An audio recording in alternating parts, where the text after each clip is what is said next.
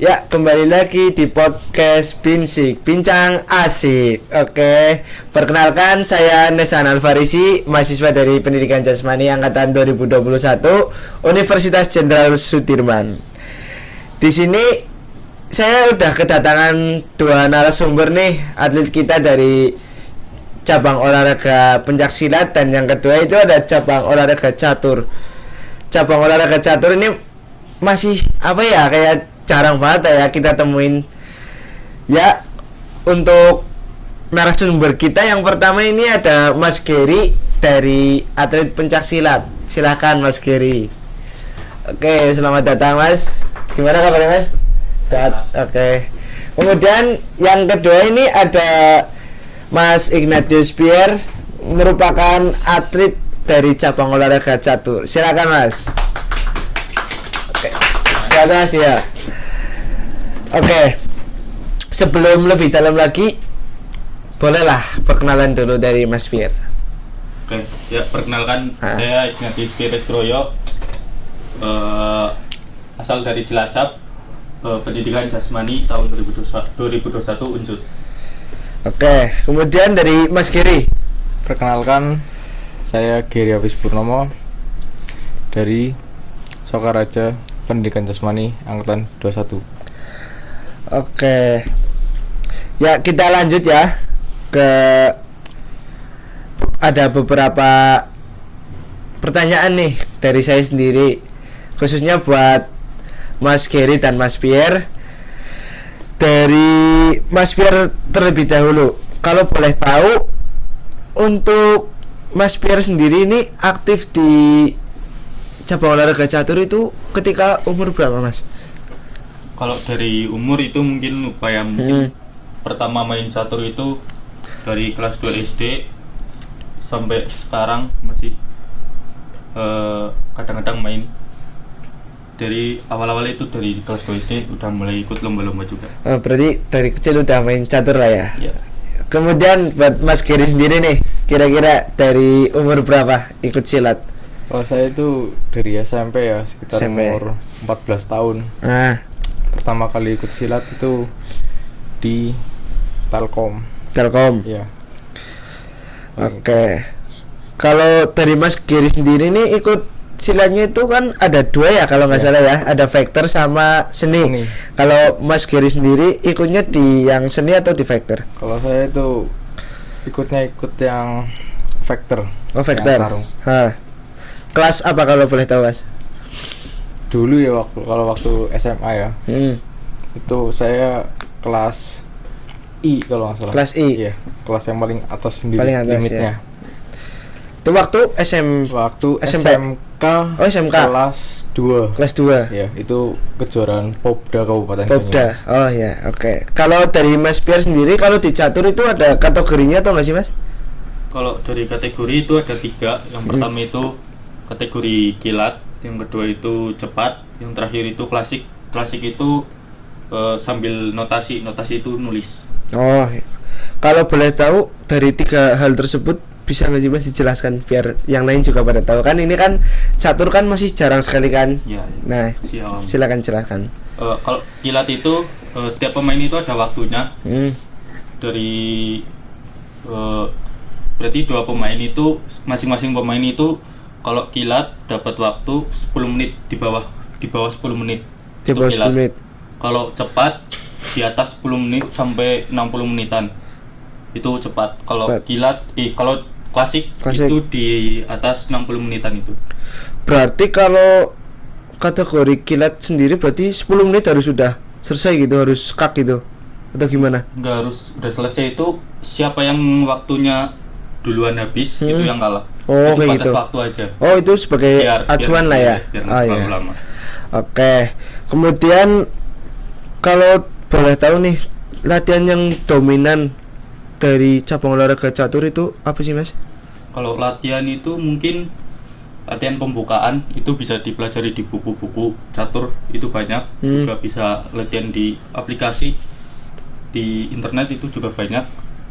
Mungkin kalau mau pertandingan itu latihan-latihan sparring sama bisa orang yang lebih tua, bisa pokoknya itu Iya. harus diperbanyak sparring lah sama Iya, orang-orang iya. biar Oke.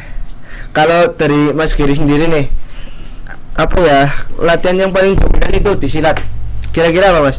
Kalau silat tuh yang pasti di pertandingan silat tuh kan ada 3 babak ya.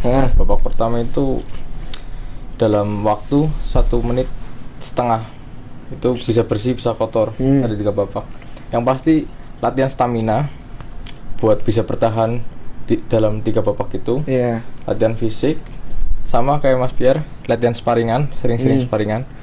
Sparingannya kalau bisa, semisal berat badan saya 70, kalau bisa sparingannya sama yang lebih berat. Oh, berarti Iya. lawan kelas yang lebih atas gitu. Iya, jadi Oh. nanti di gelanggang itu enteng lawannya, Oh iya iya. sesama beratnya. Itu boleh. Kemudian kalau dari Mas Pierre sendiri nih, apa ya kayak pengalaman yang paling berkesan selama Mas Pierre ikut catur ini itu apa, Mas? Kalau boleh tahu. kalau pengalaman mungkin pengalaman waktu ikut ke Juruprof sih tahun 2018 itu kategori A Putra mungkin itu di bawah 19 tahun itu di Cilacap. Puji Tuhan dapat juara 2 kategori klasik.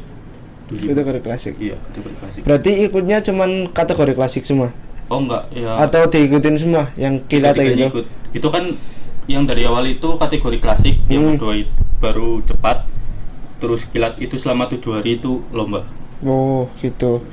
Kalau dari Mas Giri sendiri, pengalaman yang paling berkesan selama ikut silat ini apa? Kalau yang paling berkesan dan membekas ya, itu waktu pas tahun 2022 kemarin. Tahun kemarin berarti? Iya, belum lama ini. Itu saya ikut kejuaraan Widuri Championship tingkat nasional. Alhamdulillah juara 1.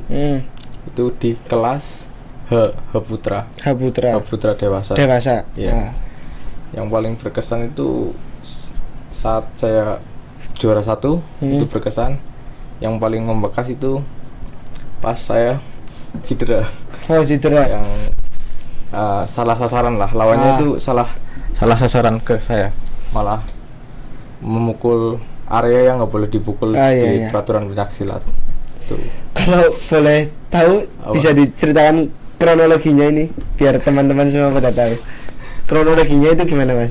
Kronologinya itu pas waktu mau tanding ya. Babak pertama masih awal. Babak pertama itu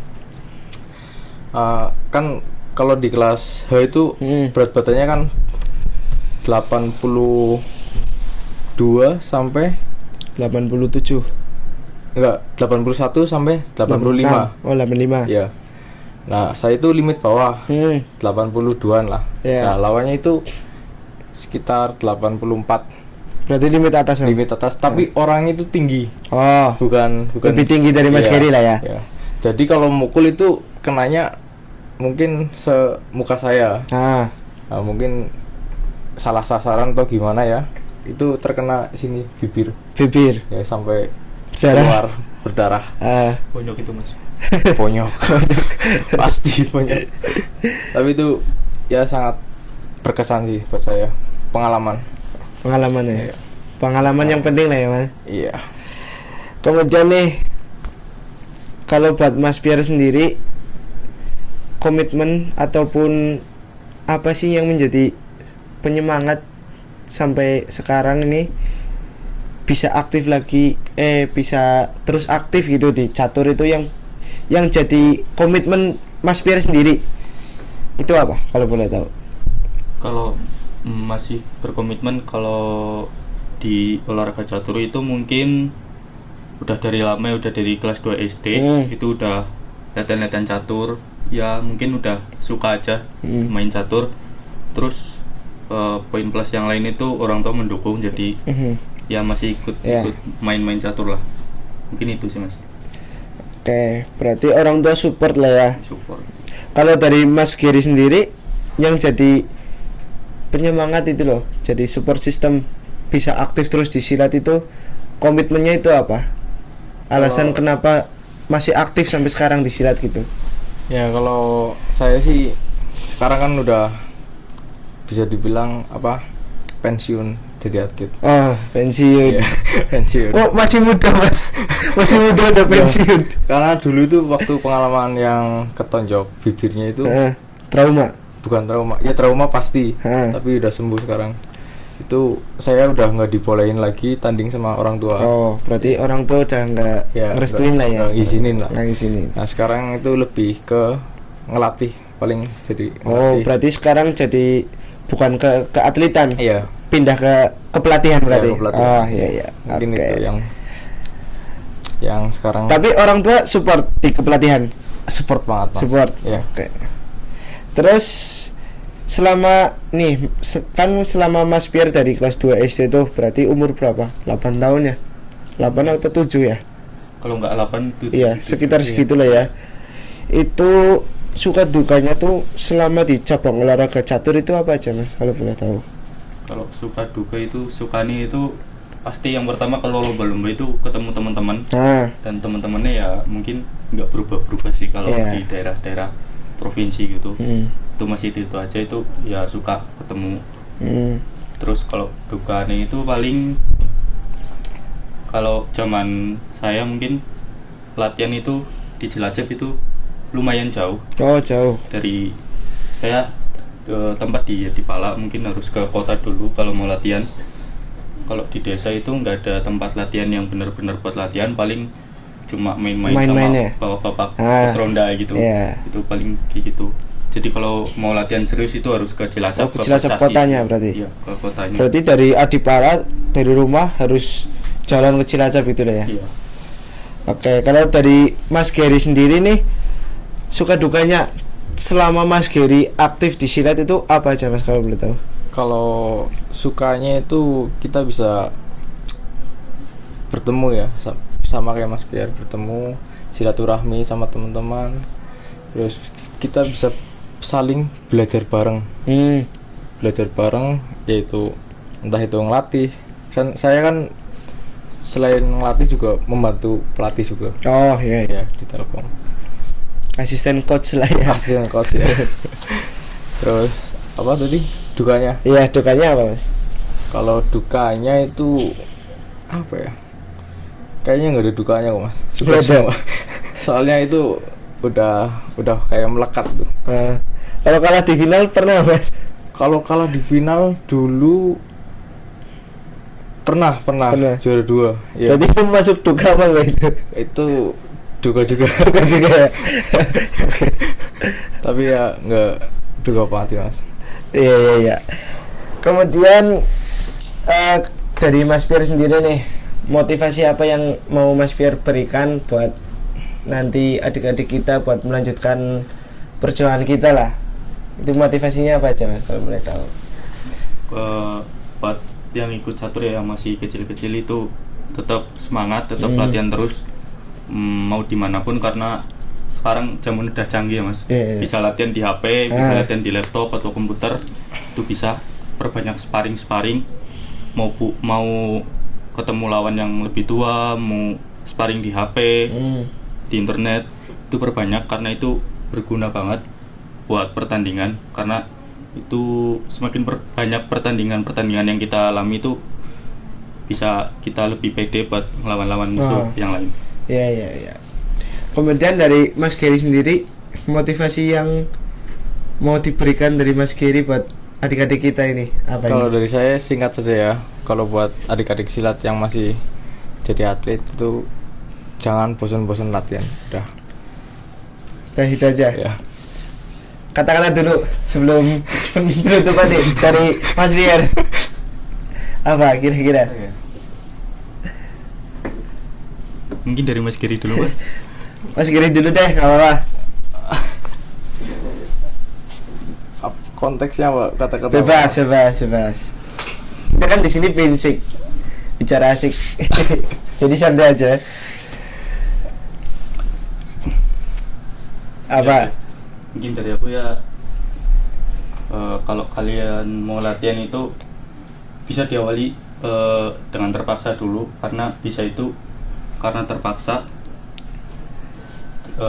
Intinya itu kata-kata yang saya ingin itu bisa karena terbiasa karena terpaksa. Oh iya, oke. Karena dari Mas Kiri nih.